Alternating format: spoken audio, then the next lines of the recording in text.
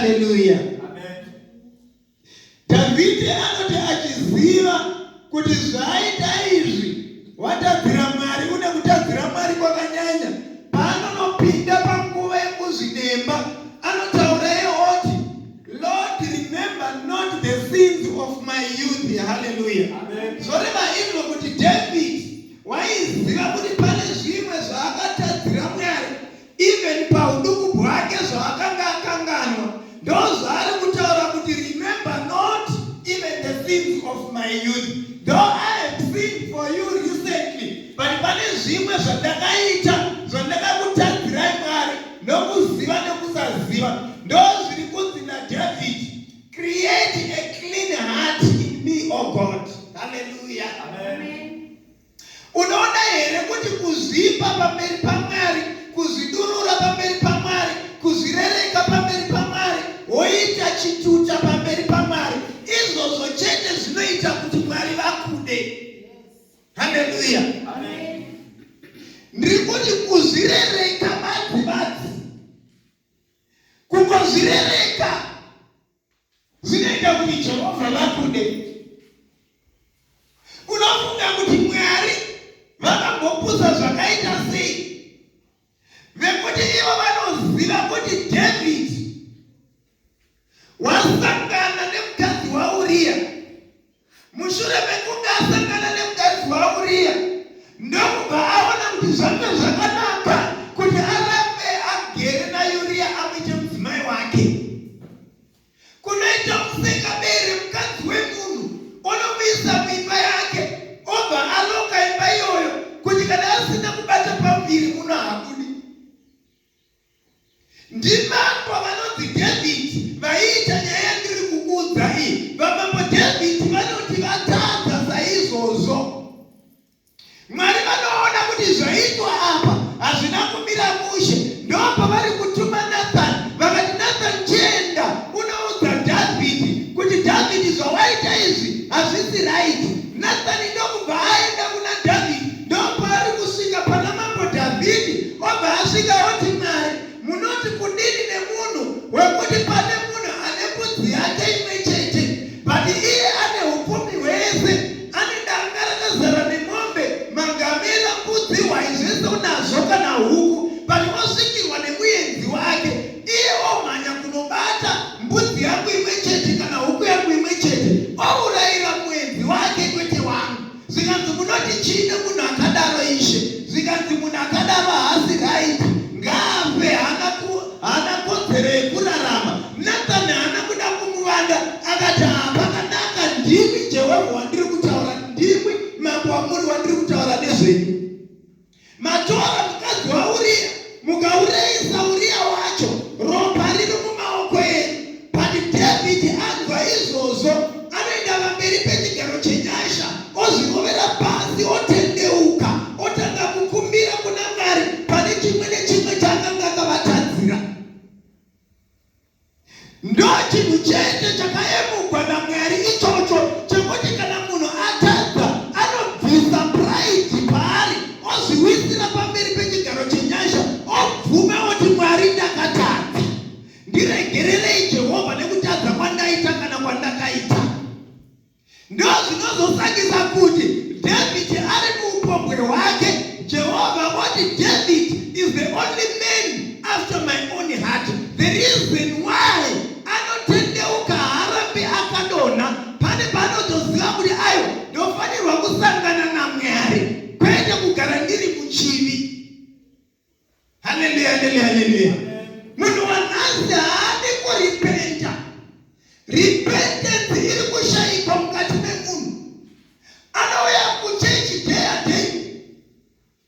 Rega nditaure mudikani kuti marevivals atiri kuita aya, kana usina conviction mukati memoyo wako, mukati mehana yako, usina kunzwa kuti aiwa Jehovha vabata, ukarega kuasisa mashoko anotaurwa nevanhu, but wanzwa kuti Mwari vachataura kuti kudini, kuburikidza neBhaibheri shoko ravo, uchaona kuti uchatirwa zvakanaka naMwari.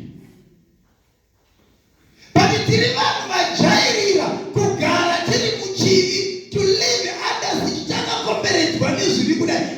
tisingatombokwanisi kubuda mazviri. Tinotadzira Mwari nenzira dzakasiyana-siyana. Ndakataura last week yapfuura ndikati pane tukava tudiki tumwe tutadzotaona kuti hatuna basa, but not uri accountable pamberi paMwari itoto.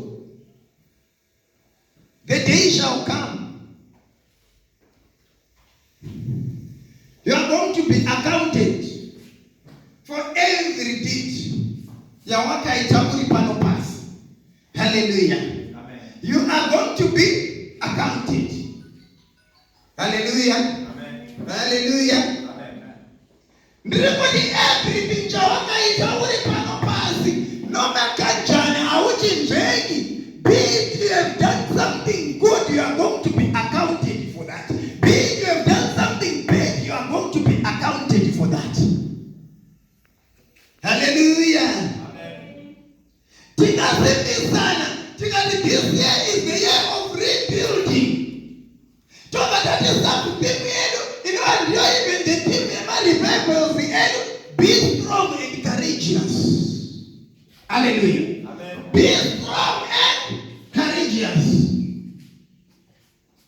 You can't be strong and courageous uri mukati mechiri. You can't be strong and courageous usingane Mwari wacho. You can't be strong and courageous usina kutendeuka. Amen. Hello? Amen. Ndinemuneri. Amen. Ndinemuneri. Amen. Kana ndinewe Mwari ndavakuitire zvakanaka pamatekwananasi. Andingarandauya kuzokotaura pauri rinoshamisiri. Kana unga vafunga kuti nhasi mufundisi vacharova zveseri neseri ndigonzwa zvandiri kufanira kunzwa zvawanga wakatambira kunzwa. But yandangouya nayo pazuva ranhasi ndeyerepentance. Hallelujah. Amen. Just tell someone who's sitting next to you kungoti repent. Tendeuka. Hallelujah. Usatombonyana zvako kumudza udzambone kuti munhu ngaatendeuke, nokuti tane chechi inofamba iri muchivi. How can you receive the blessings of God uchigara wakanyura muchivi? Tendeuka. How can you see the hand of God uchigara uri musin after sin, and you don't repent? Whenever you go to Iowa, you are right. You never be wrong. All the times you are right. Amen. Hallelujah. Amen. Ndakatini chinhu chandichagona, as long as Mwari vachindichengeta, handisi kuzotya munhu uchatora nyama yangu achisiya mweya. Asingakwanisi kuzodhila nemweya wangu. As long as ndichirarama, ndichadanwa nezita rokuti wakapusa. Hello? Amen. Zita iro haridiwe nemunhu akagara munomu. Hallelujah. Amen. Kuti amaisha ndi makapusa, wakati akutonditi makapusa, panotofiwa. Hapata kugare zvakanaka ipapo. Rinogona kubuda rigovira gore rigopera kuti tu vakangobatirira kukonzi ndakapusa. Kokana ukangobvuma kuti hoku ndakapusa unobveni. You gain rather than kutobva something. Hallelujah. Ini Mwari vanondiitira zvakanaka ini. Unoziva chinonzi kutendeuka. Kubuda mumabasa ako awaita usati waziva Ishe Jesu Kristu, ndokubva wati aiwa uyu munhu wandiri kuteera uyu hanjana nezvake anonzi Satani uyu. Zvandiri kuita izvi hazvisi zvekwaJesu. Ndaakuda kuteera murume anonzi Jesu. Wobva wasiyana nemabasa ekwaSatani wodini ndakuenda kwaJesu. Wava kwaJesu woita zvekwaJesu, kwete kuenda nezvekwasatani kwaJesu. Wave maJesu otanga kuita zveusatani.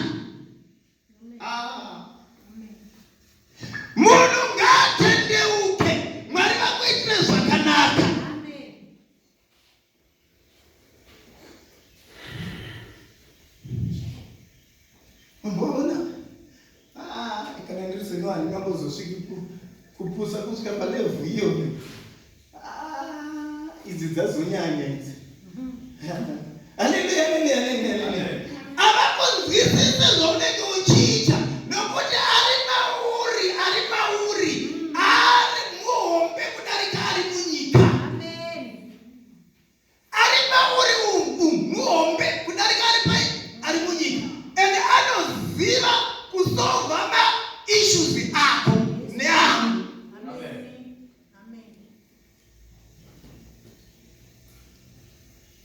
Takagara zvekutirimo chitaura so tichidarira amen.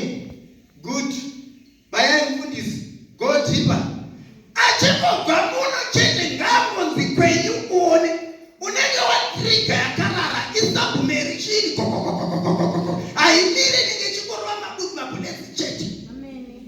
Uri mukristu kaindi asingadi kutendeuka. Tendeuka usiye mabasa ako akare utange kutevera Jesu uzo zvichateura ishe Jesu Kristu mukati meupenyu hwako. Wadiriko kutevera wakaramba siyana naye unomudini ndanonzi mashura mudunhu ekuti munhu akakuramba zveshuwa kana munhu wawakaramba ndiye waunoti aulisten kune zvaari kutaura but wangu murume uyu handitaure nezvake ndiri kuteerera uyo wandakaramba but wandigere nayo is just a place walk.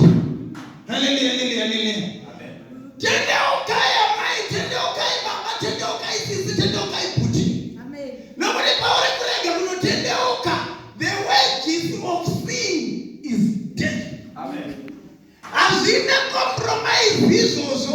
Ukatamba nebanga uchaurawa nebanga. Ukatamba neputi uchaurawa neputi. The wages of sin is death. Haupanzveki. Hallelujah, hallelujah, hallelujah. During Bible shop ramari kubva kuna John chapter 1 verse number 23. Umwambate pana Matthew chapter 3 verse number 1 kusvika pa 3. Kuna Jehova vanorarama. Vekuti kana ukararama upenyu hwavo so hwavanoda, ukararama upenyu unoda Jehovha, hauna stress musoro mako, hauna stress mulife yako, zvinhu zvisina kumira zvakanaka, but you feel kuti I'm alright. Hallelujah. Amen. God is good all the time. John chapter 1 verse number 23. He said, I am the voice of one crying in the wilderness. I am the voice of one who is crying in the wilderness. Make straight the way of the Lord. As the prophet Isaiah said.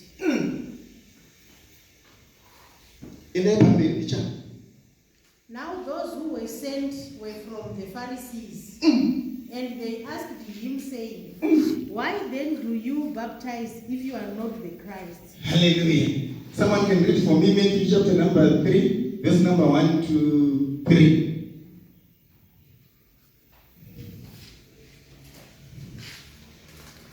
Sevakataurwa namuprofita Isaiah.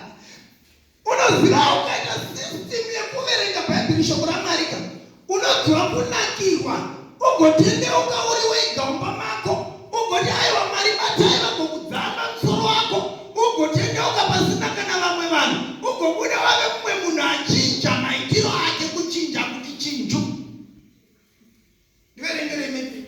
In those days, John the Baptist came preaching in the wilderness of Judea. John the Baptist akauya achiparidza in the wilderness of Judea and saying, akati, repent, tendeukai, for the kingdom of heaven is at hand. Nokuti umambo hwaMwari hwasvika. Hapana kana chimwe chinhu chimwe chete chaurikuudzirwa kutendeuka. The only issue ndezvekuti the kingdom of God is at hand by now.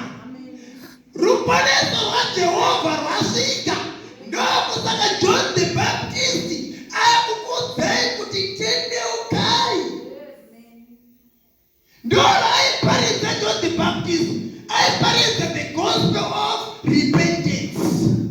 Nothing else but Vanu, God, Zoke, Kuna Jehovah. Africa, come back to Jesus. God, I will talk at it also. What if man away Africa? God, Zoke, Kuna Mia. Amen. Getting guy.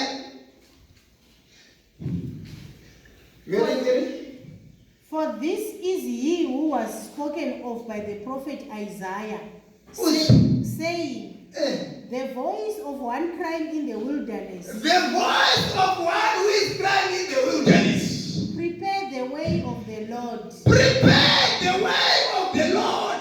Make his path straight. Make his path straight. God, there is now on Jehovah. Couldn't be perfect Zaka. Vile Zakarurama. No bendy, but let it be straight. Hallelujah. Ukamona uchiri kunzandi kwenyu usinga kwenyu zuwa kuti ausikudziga Kristu. Jehovah usikudziga make them straight. For the kingdom of God is at hand.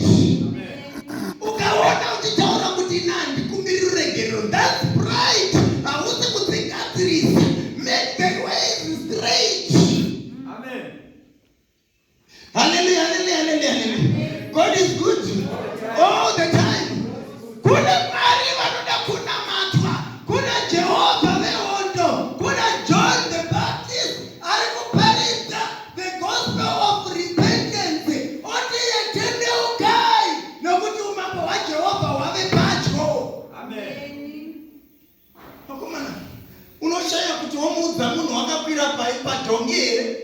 Wakakwira paipo pamusoro pemba here kuti umambo waJehovha wava padyo. Hakuna kana nemumwe chete unosara.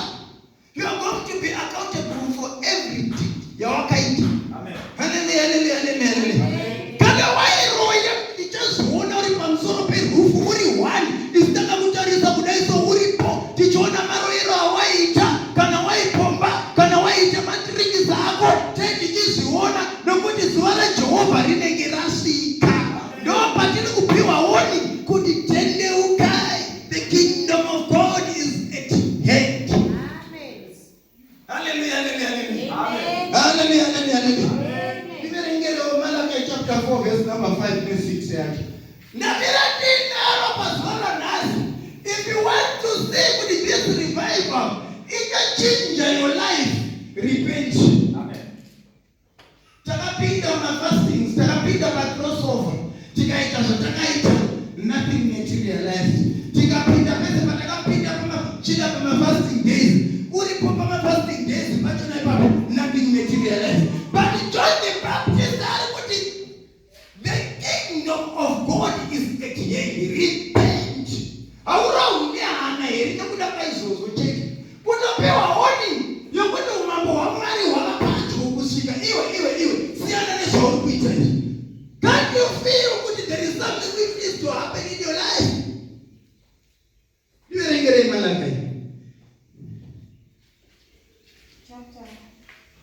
Malachi chapter 4 verse number 5 ne6 yacho. Behold, I will send you Elijah the prophet. Behold, I will send you Elijah the prophet. Behold, I will send you Elijah the prophet. Let's go. Before the coming of the great and dreadful day of the Lord. Let's go. And he will turn the hearts of the fathers to the children. And the he will turn the hearts of the fathers to the children. Ataita kuti mweya yevana, moyo yevana, itendeukire kumadzibaba avo handitizo. And the hearts of the children to the fathers. Ne moyo yevana kumadzibaba avo. Uripoonera kuti pakugadzirwa yeye tinoti reconciliation, kudzoseredzana vanhu panzvimbo.